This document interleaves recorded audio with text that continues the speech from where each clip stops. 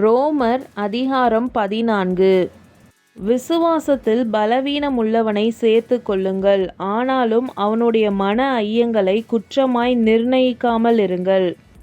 ஒருவன் எந்த பதார்த்தத்தையும் புசிக்கலாம் என்று நம்புகிறான், பல வீணான மரக்கறிகளை மாத்திரம் புசிக்கிறான். புசிக்கிறவன் புசியாதிருக்கிறவனை அற்பமாய் எண்ணாதிருப்பானாக. புசியாதிருக்கிறவனும் புசிக்கிறவனை குற்றவாளியாக தீர்க்காதிருப்பானாக. தேவன் அவனை ஏற்றுக்கொண்டாரே.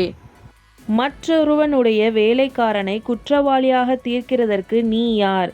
அவன் நின்றாலும் விழுந்தாலும் அவனுடைய எஜமானுக்கே அவன் உத்தரவாதி. அவன் நிலைநிறுத்தப்படுவான். தேவன் அவனை நிலைநிறுத்த வல்லவராயிருக்கிறாரே. அன்றியும் ஒருவன் ஒரு நாளை மற்றொரு நாளிலும் விசேஷமாக எண்ணுகிறான், வேறொருவன் எல்லா நாட்களையும் சரியாக எண்ணுகிறான். அவன் தன் தன் மனதிலே முழு நிச்சயத்தை உடையவனாய் இருக்க கடவன். நாட்களை விசேஷித்து கொள்கிறவன் கர்த்தருக்கென்று விசேஷித்து கொள்கிறான். நாட்களை விசேஷித்து கொள்ளாதவனும் கர்த்தருக்கென்று விசேஷித்து கொள்ளாதிருக்கிறான். புசிக்கிறவன் தேவனுக்கு ஸ்தோத்திரம் செலுத்துகிறபடியால் கர்த்தருக்கென்று புசிக்கிறான். புசியாதிருக்கிறவனும் கர்த்தருக்கென்று புசியாதிருந்து தேவனுக்கு ஸ்தோத்திரம் செலுத்துகிறான். நம்மில் ஒருவனும் தனக்கென்று பிழைக்கிறதும் இல்லை, ஒருவனும் தனக்கென்று மரிக்கிறதும் இல்லை. நாம் பிழைத்தாலும் கர்த்தருக்கென்று பிழைக்கிறோம், நாம் மரித்தாலும் கர்த்தருக்கென்று மரிக்கிறோம்.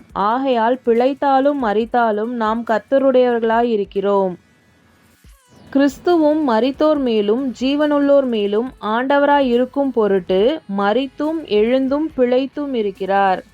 இப்படி இருக்க நீ உன் சகோதரனை குற்றவாளி என்று தீர்க்கிறதென்ன? நீ உன் சகோதரனை அற்பமாய் எண்ணுகிறதென்ன? நாம் எல்லாரும் கிறிஸ்துவினுடைய நியாயஸ்தானத்திற்கு முன்பாக நிற்போமே. அந்தபடி முழங்கால் யாவும் எனக்கு முன்பாக முடங்கும், நாவு யாவும் தேவனை அறிக்கை பண்ணும் என்று என் ஜீவனை கொண்டு உரைக்கிறேன் என்பதாய் கர்த்தர் சொல்லுகிறார் என்று எழுதியிருக்கிறது. ஆதலால் நம்மில் ஒவ்வொருவனும் தன்னை குறித்து தேவனுக்கு கணக்கு ஒப்புவிப்பான். இப்படி இருக்க நாம் இனிமேல் ஒருவரையொருவர் குற்றவாளிகள் என்று தீர்க்காதிருப்போமாக. ஒருவனும் தன் சகோதரனுக்கு முன்பாக தடுக்கல்லையும் இடரலையும் போடலாகாதென்றே தீர்மானித்து கொள்ளுங்கள். ஒரு பொருளும் தன்னிலே தீட்டுள்ளதல்லவென்று கர்த்தராகிய இயேசுவுக்குள் அறிந்து நிச்சயித்திருக்கிறேன். ஒரு பொருளை தீட்டுள்ளதென்று எண்ணிக்கொள்கிறவன் எவனோ அவனுக்கு அது தீட்டுள்ளதாயிருக்கும்.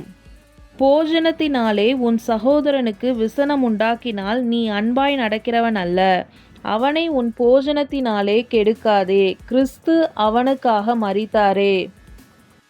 உங்கள் நன்மை தூஷிக்கப்பட இடம் கொடாதிருங்கள். தேவனுடைய ராஜ்யம் புசிப்பும் குடிப்பும் அல்ல, அது நீதியும் சமாதானமும் பரிசுத்த ஆவியினால் உண்டாகும் சந்தோஷமுமாயிருக்கிறது. இவைகளிலே கிறிஸ்துவுக்கு ஊழியம் செய்கிறவன் தேவனுக்கு பிரியனும் மனுஷரால் அங்கீகரிக்கப்பட்டவனுமாயிருக்கிறான். ஆனபடியால் சமாதானத்துக்கு அடுத்தவைகளையும் அந்யோன்ய பக்தி விருத்தி உண்டாக்கத்தக்கவைகளையும் நாட கடவோம். போஜனத்தின் நிமித்தம் தேவனுடைய கிரியையை அழித்து போடாதே. எந்த பதார்த்தமும் சுத்தமுள்ளதுதான், ஆனாலும் இடறுதல் உண்டாக புசிக்கிறவனுக்கு அது தீமையாயிருக்கும். மாம்சம் புசிக்கிறதும் மதுபானம் பண்ணுகிறதும் மற்றெதையாகிலும் செய்கிறதும் உன் சகோதரன் இடறுகிறதற்காவது தவறுகிறதற்காவது பலவீனப்படுகிறதற்காவது ஏதுவாயிருந்தால் அவைகளில் ஒன்றையும் செய்யாமல் இருப்பதே நன்மையாயிருக்கும். உனக்கு விசுவாசம் இருந்தால் அது தேவனுக்கு முன்பாக உன் மட்டும் இருக்கட்டும். நல்லதென்று நிச்சயித்த காரியத்தில் தன்னை குற்றவாளியாக்காதவன் பாக்கியவான். ஒருவன் சமுசயப்படுகிறவனாய் புசித்தால் அவன் விசுவாசம் இல்லாமல் புசிக்கிறபடியினால் ஆக்கினைக்குள்ளாக தீர்க்கப்படுகிறான். விசுவாசத்தினாலே வராத யாவும் பாவமே.